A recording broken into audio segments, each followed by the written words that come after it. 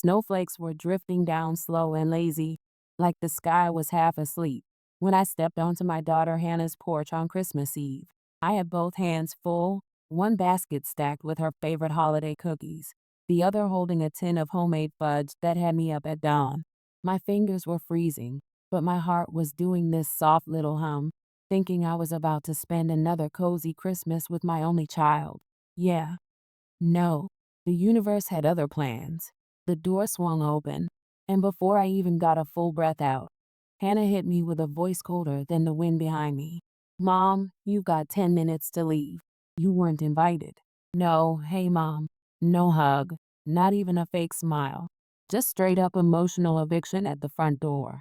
I blinked, trying to figure out if this was a joke or if I'd slipped into some alternate Christmas universe. Hannah stood there in this fancy red dress, arms locked across her chest like she was guarding the White House. She didn't look at the gifts, the cookies, nothing. Her eyes were glued on me like I'd tracked mud into her perfect holiday picture. Hannah, I said softly, sweetheart, I'm here for Christmas. Not this one, she snapped, her jaw locked tight. Just go. Please don't make me repeat myself. Before I could even get one motherly word out, Derek, her husband, Mr. I work with important people, stepped behind her. He gave me this quick glance, the kind people give when they see roadkill on the highway, then looked away like my existence was straight up inconvenient. Hannah, just bring her inside, he muttered. It's freezing. A woman's voice drifted from the dining room. Everything okay out there? Hannah stiffened like someone had pulled a string on a puppet. Everything's fine, she practically yelled, blocking the doorway even more. Then she leaned in and lowered her voice like she was ashamed I existed. Mom, don't make this a scene. Derek's colleagues are in there. I can't have you walk in looking like. She stopped herself, but the slap landed anyway. Looking like what? I asked. She didn't answer. She didn't have to. Behind her, past her shoulder, I saw the table, silverware shining, glasses filled, candles flickering, every seat taken, except no place set for me. Not one. I lifted the basket a little. I brought your favorite cookies. Hannah stepped back like the basket held something rotten. We already have dessert. We don't need any of that, any of that, any of me.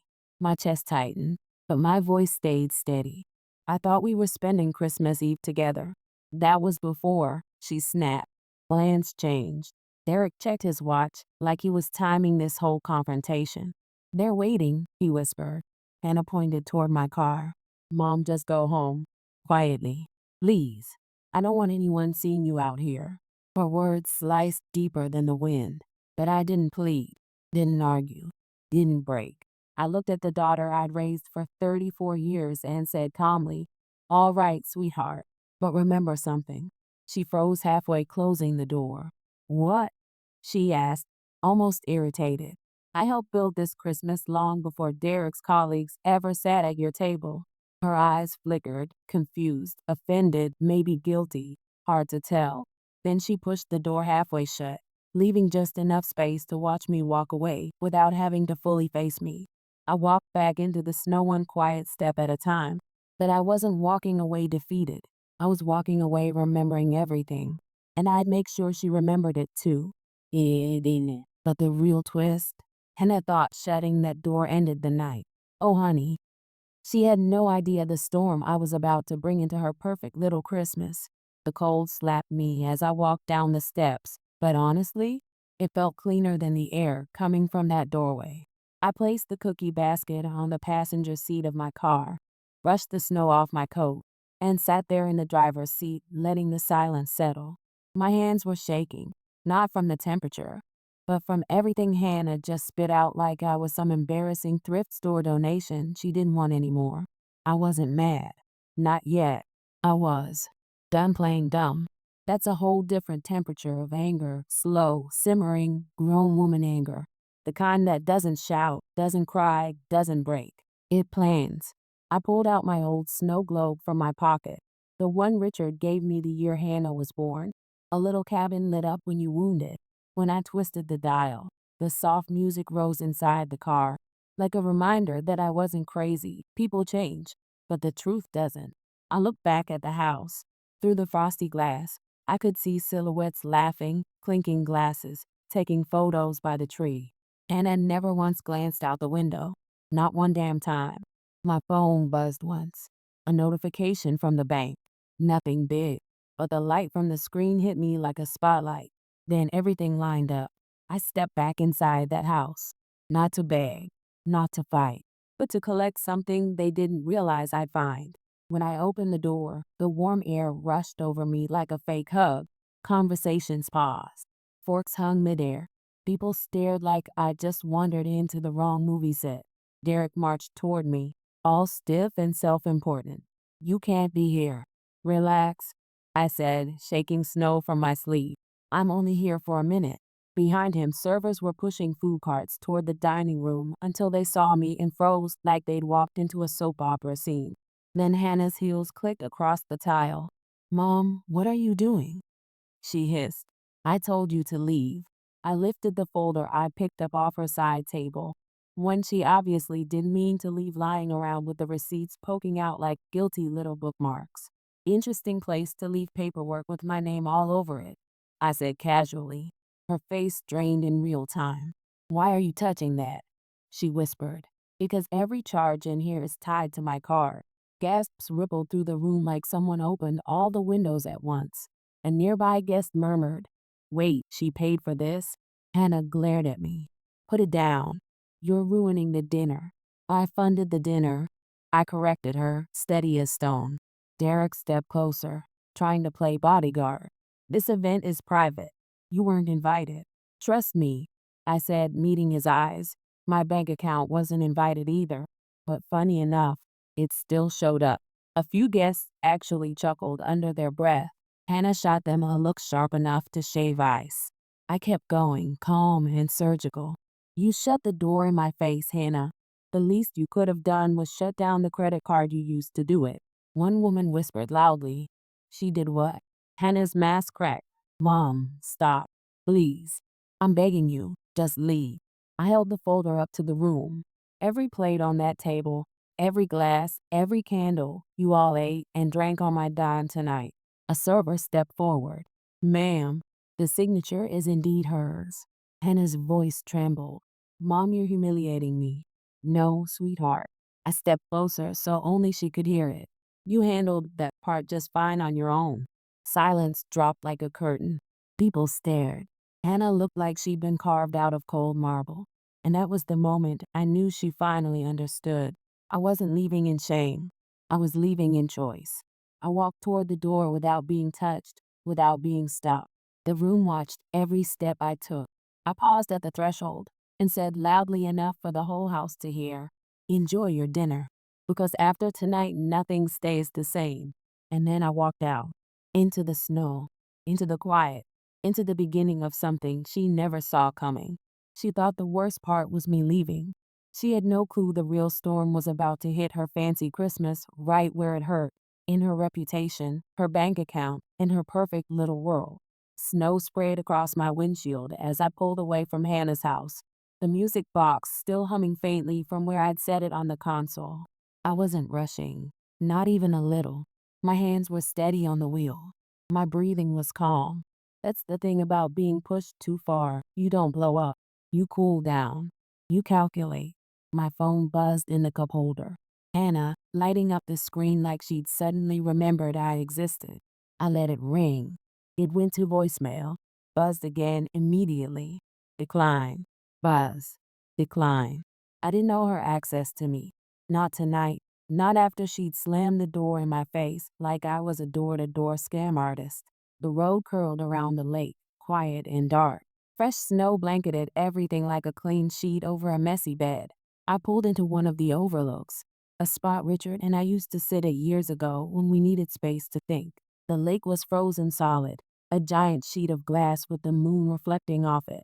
Peaceful, unbothered, unshakable. I wanted to feel like that. My phone buzzed a third time, and I finally answered. Not the call, but the situation. I dialed one number. Patricia from the bank, the only person who had handled my family trust without ever messing up. She answered on the second ring. MRS. More. Everything all right. Patricia. I said, watching snow paint soft circles across my windshield. I need every single transaction connected to the more trust frozen. Immediately. She paused. All transactions. That includes ongoing event payments, vendor authorizations, scheduled transfers. Yes, I said. Every dollar stops moving tonight. Her tone sharpened in a second. Effective when? Now. Patricia didn't ask why. She didn't judge. She got to work like she always did. Fast, precise, loyal. I heard her typing on the other end. Keys clacking like tiny foot soldiers getting into position. I can suspend outgoing payments within minutes, she said. Incoming deposits will be flagged. Nothing will clear without your signature. Perfect. Do you want notifications sent to your phone? No, I answered. Just email. Understood. More typing. Everything's locked. Within the hour, all vendor authorizations will decline. I closed my eyes for a moment. Merry Christmas to me. Patricia exhaled softly.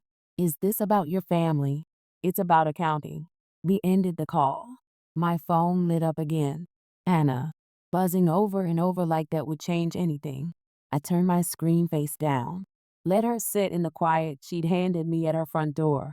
Then, after a few minutes, I picked it up again and scrolled to another contact, one I hadn't used in months. Laura, my best friend, my lawyer, my truth teller. She answered, sounding half asleep. Helen? It's Christmas Eve. I know, I said. I need documentation. Everything. 30 years of support, tuition, rent, medical emergencies, wedding costs, loans, you name it. She inhaled sharply. You're preparing a case. Yes, you're serious. Dead serious. Laura's voice shifted. Professional. Alert. Ready. Email everything you have, she said. I'll organize it first thing in the morning. Thank you. I hung up and stared at the lake again. Still frozen. Still calm. I wanted that kind of stillness. Another call came through. And another. My phone vibrated so hard it rattled the snow globe on the console. Then texts. Mom, the vendors are asking questions. Did you do something? Mom, answer me. This isn't funny. I tossed the phone onto the seat. She wanted an audience for her humiliation. Fine. I wanted witnesses for the truth. And the truth was about to hit her perfect Christmas like a wrecking ball wrapped in tinsel. I shifted into drive and headed back to town. Snow fell heavier, tapping soft rhythms against the glass like a countdown. Hannah had started a storm she never expected. Now she was going to learn what happens when you push a mother past the final line. Because while she was panicking inside that warm house, she had no idea every vendor, every guest, and every light bulb depended on my signature, and it was about to disappear.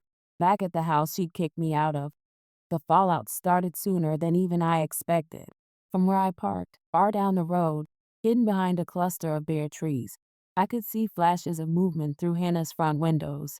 People shifting, whispering, confused silhouettes leaning over the dining table like the holiday spirit had just left the building. Inside, while I watched from a distance, the first domino tipped. The string quartet stopped mid-song. Their bows froze in the air like someone had hit pause on a movie. One violinist leaned toward the others, murmured something, and within seconds, the whole group started packing up their cases. Hannah spotted them from across the dining room. Where are you going? She demanded. You're not on break. The lead violinist dipped her case calmly, like she'd had enough of everyone's nonsense. We received notice that the payment authorization failed. Hannah blinked, her voice cracking. Try again. That's impossible. We did, the violinist said. Twice. Just then, two of the catering staff rolled in with empty trays, looking like they'd seen a ghost. Their supervisor followed behind, tablet in hand. MRS.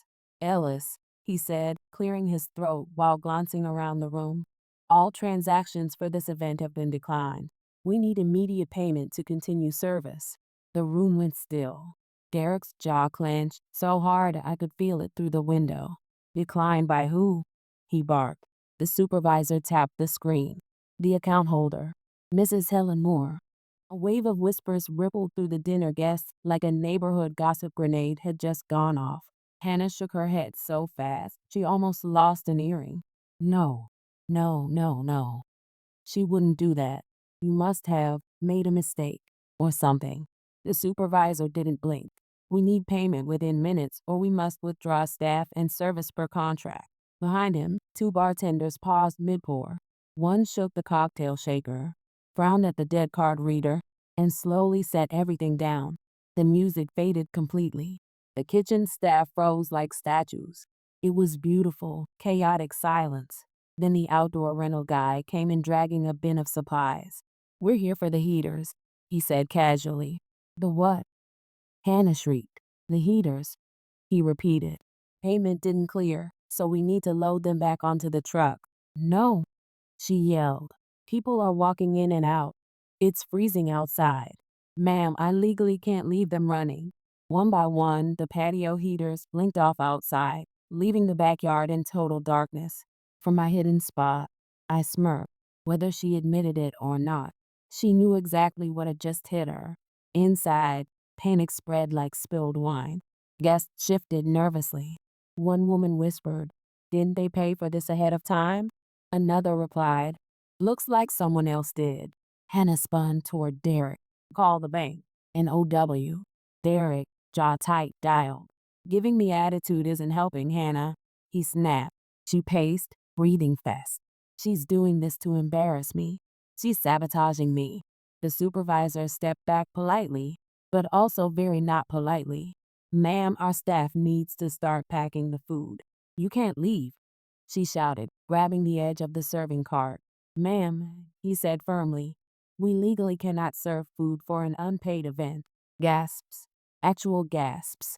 The kind actors fake. These were real.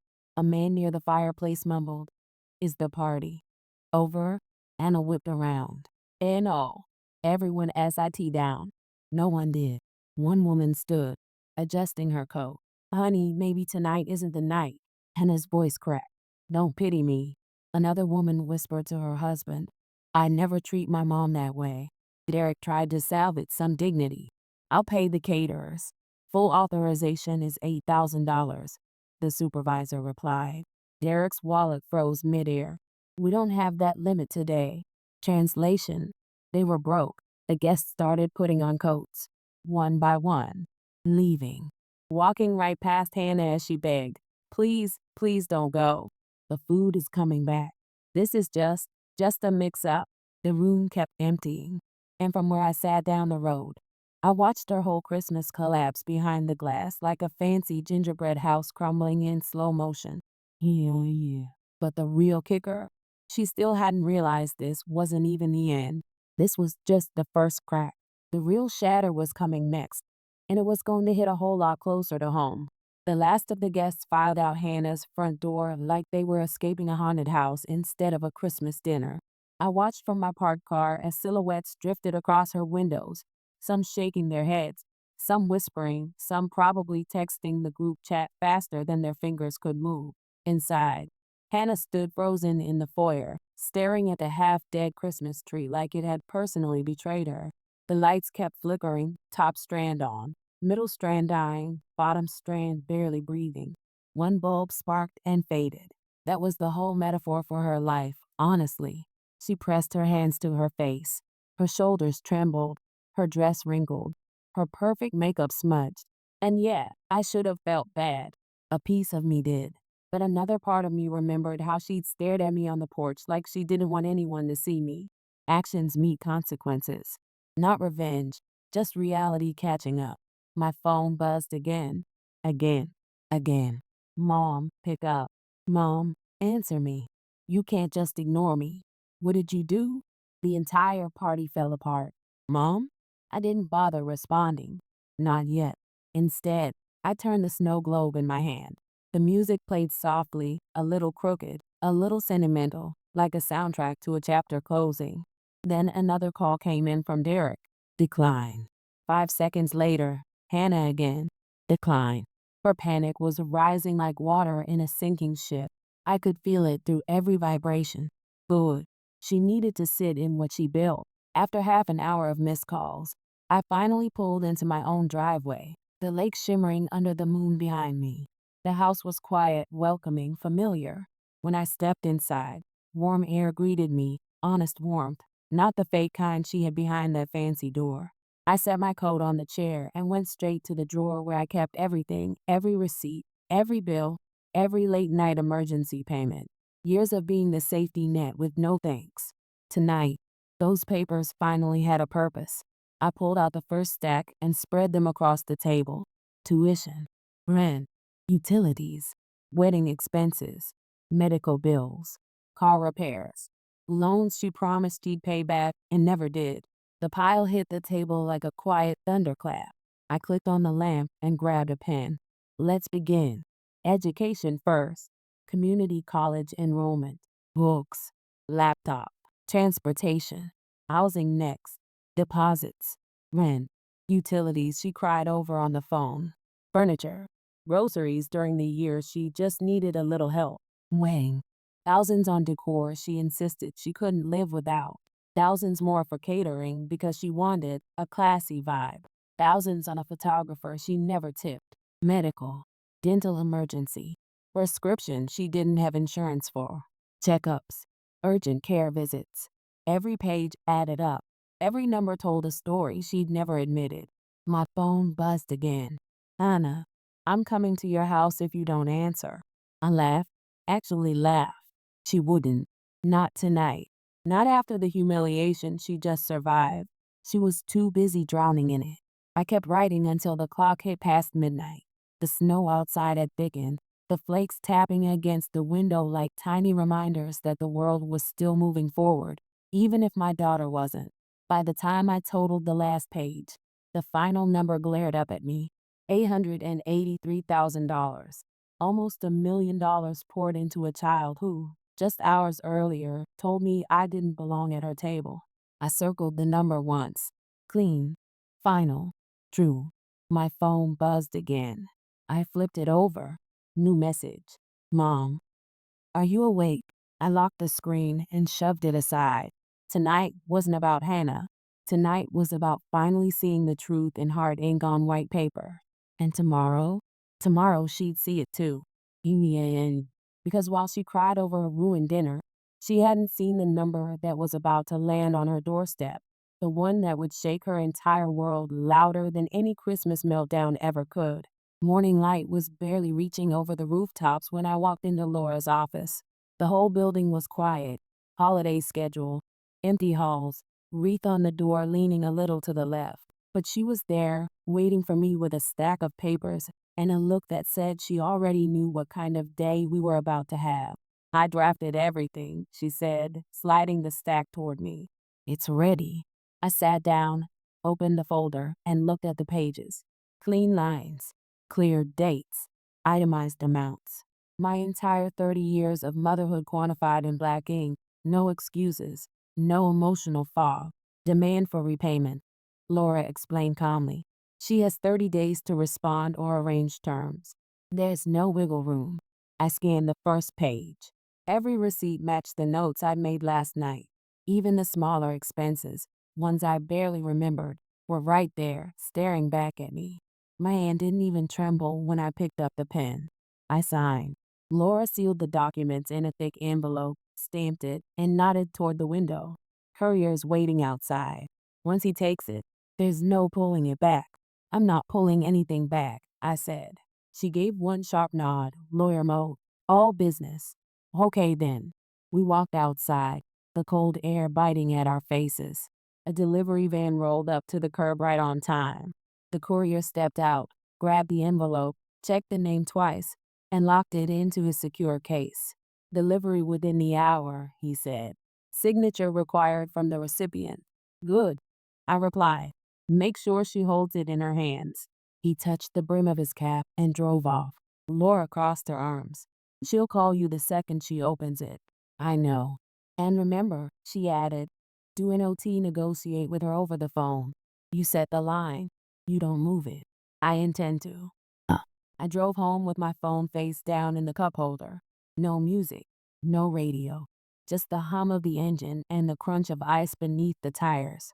When I pulled into my driveway, I saw the notification flash.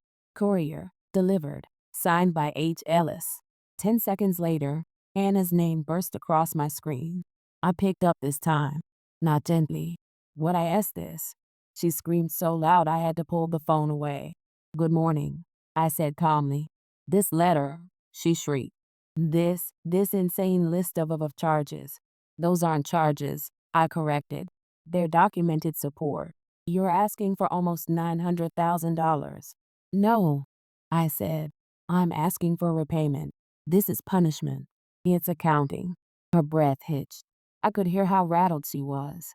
I could picture her pacing the hallway, hair a mess, that fancy red dress probably crumpled in a heap somewhere. "You're doing this because of last night," she snapped. "You're trying to ruin me." "No," I said, sharper. "I'm showing you the math. You ruined your own night. You can't seriously expect me to pay all of this. You have 30 days to respond." "Mom, stop. This is crazy. People will think I'm a joke. They already watched you throw your mother out on Christmas," I said flatly. "This just clarifies the history." She was quiet, too quiet. Then she spoke again, softer. "Broken. If Derek sees this, he'll think I'm irresponsible. He'll think correctly." She choked on a breath. "You're being cruel." "No, Hannah," I said. "For the first time in your life, I'm being accurate." She didn't argue. She couldn't. "What do you want?" she whispered. "I want responsibility. I can't do this." "You've been doing it," I answered. "You just weren't paying attention." Silence stretched between us, long and heavy. Then she repeated, almost begging, "Mom, please, don't do this." I already did. I hung up, and the line went dead. Yeah. She thought the letter was the worst part. She still didn't realize the world was about to take my side, and hers was about to fall apart in public, one headline at a time. By noon the next day, the storm had officially left my living room and landed straight onto the internet. My phone buzzed 4 times in a row, then 10, then 20. I finally checked one notification. Hannah had gone public. A long dramatic post, complete with fake tears and a shaky selfie, plastered across her social media. "My mother destroyed our Christmas. She froze all our payments and humiliated us in front of everyone. I'm devastated." Oh, she left out a lot of details, but she made sure to tag every friend, every coworker, every random person she'd ever tried to impress. She must have typed it with mascara still drying on her cheeks. The post was spreading like wildfire. Thousands of views, hundreds of comments. "OMG, I'm so sorry, babe. That's cruel. Parents can be so toxic." I didn't respond. I didn't clap back. I didn't even blink. 3 minutes later, Laura called. "You saw it." "Yes." "You want me to release a statement?" "No." "Are you sure?" "I don't argue online," I said. "I teach lessons in person." Laura was quiet for a second. Then, "Okay, what's your move?" I looked around my house at the boxes I hadn't touched since closing my craft store years ago. Receipts, documents, proof, all neatly organized, all dated, all real. I already knew what I had to do. "Meet me at the old store," I said. "We're holding a community briefing." "A what?" "A truth session," I clarified. "Small, controlled, enough people to make the facts louder than her lies." Laura didn't hesitate. "Be there in 20. The craft store smelled like old wood and memories when I unlocked it. Dusty windows, shelves lined with forgotten supplies, a few string lights I never bothered to take down. It felt right, like reclaiming something. Laura arrived with her laptop, printer, and that no-nonsense expression I trusted more than anything. "You ready?" she asked. I was born ready. We set up a folding table. On it, I placed every stack of receipts, labeled in bold. Education, housing, medical, wedding, living expenses, emergencies. Not gossip, not accusations. Facts. 5 minutes later, the first reporter walked in, camera bag slung over his shoulder. "Thank you for meeting with us," he said. "We saw your daughter's post, and your name's all over the comments." "No problem," I said. "Take a seat." Then more people arrived, neighbors, curious townsfolk, even 2 former customers who remembered my store. Soon, a half circle of people stood around the table, eyes wide as they took in the stacks. I tapped the first file. These are the parts Hannah left out. A hush fell over the room. I slid forward a receipt. $3,000 for her college enrollment. Next stack. 8,000 for her first apartment deposit and furniture. Next. 41,000 for her wedding. A low whistle came from someone near the door. Another woman muttered, "Good Lord." A reporter raised his hand. "Is this about revenge?" "No," I said calmly. "This is truth." She posted half a story. I'm posting the other half without filters or hashtags. I lifted the folder labeled wedding. She told the internet I ruined her Christmas. But she left out the part where she used my credit card for her entire dinner. And then she locked me out. Gasps. Actually audible gasps. Laura stepped beside me. MRS. Moore has documented every expense for transparency. Someone from the back asked, "Are you taking legal action?" "I already sent a repayment notice," I said. 30 days. A reporter blinked. "Do you expect her to pay the full amount?" "I expect her to acknowledge reality." Another voice chimed in. "Do you regret helping her all these years?" "No," I said, "but I regret letting her think help was owed to her." Phones clicked. Cameras filmed. Notes scribbled. The room believed me. They saw me. Not the version Hannah tried to paint. One reporter asked softly, "Anything you want the public to understand?" "Yes." I looked at all of them. "My daughter used reputation as a weapon. I'm using truth." A woman whispered, "Well, that's fair." Within 20 minutes, people left the store buzzing, talking, texting, whispering. The narrative had shifted. It wasn't sympathy for Hannah anymore. It was scrutiny, judgment, reality. Laura packed her files. "She'll explode when she sees the coverage." "She lit the match," I said. "I just showed them the fire." "Yeah." But Hannah hadn't even hit rock bottom yet. That part was coming later, when the one person she thought was on her side walked out the door and didn't look back. By late afternoon, the internet had turned Hannah's life into a highlight reel of consequences. Every local page, every neighborhood group, every gossip-hungry blogger was chewing on the story like it was holiday fudge. And they weren't siding with her. Not even close. A neighbor even posted a grainy video of Derek's SUV pulling into their driveway with the caption, "Things look tense." That post alone had over 20,000 views in an hour. But the real moment, the one I knew would blow everything open, came next. Through her living room window, another neighbor recorded the scene. Derek stormed inside carrying 2 suitcases. Hannah followed him like a shadow about to unravel. "What are you doing with those?" she demanded, voice shaking. "Leaving," Derek said flatly. Her knees almost gave out. "Leaving? Leaving where? For how long?" "As long as it takes," he snapped. "I'm not staying in a house that's become a circus." "It's not a circus," she shouted. "It's any mistake." "One?" Derek laughed bitterly. "You told the whole town your mother ruined your Christmas. You forgot to mention she paid for your entire life." "That's not how I meant it," she cried. "People twisted it." "No, Hannah," he said quietly. "You twisted it." He brushed past her, jaw tight, eyes burning with embarrassment. "You humiliated yourself, and you humiliated me." "But you're my husband," she whispered. "I'm also a man with a reputation," he fired back. "And right now, that reputation is tanking because you made your mother your villain instead of your partner." Hannah reached for his arm, desperate. "Derek, don't. You're the only person I have right now." He stopped, turned, looked at her with the kind of silence that hurts more than words. "Then maybe," he said quietly, "you should have treated the one person who raised you with respect." The room froze. So did she. He zipped his suitcase, walked to the door, and didn't look back. "Derek!" she screamed as he stepped outside. "D-O-N-D-O this." The door slammed shut. Her scream bounced off the walls and died there. She stood alone, hair a mess, makeup streaked, still wearing the dress she'd put on to impress strangers. Her eyes were red, her hands shaking. In one instant, she looked exactly like what she'd become. A woman with everything and nothing at all. Her phone chimed nonstop. Notifications, comments, shares, articles. Ungrateful daughter humiliated online. Local mother releases 30 years of receipts. Husband walks out during Christmas fallout. Hannah covered her ears like she could silence the digital world with her pumps.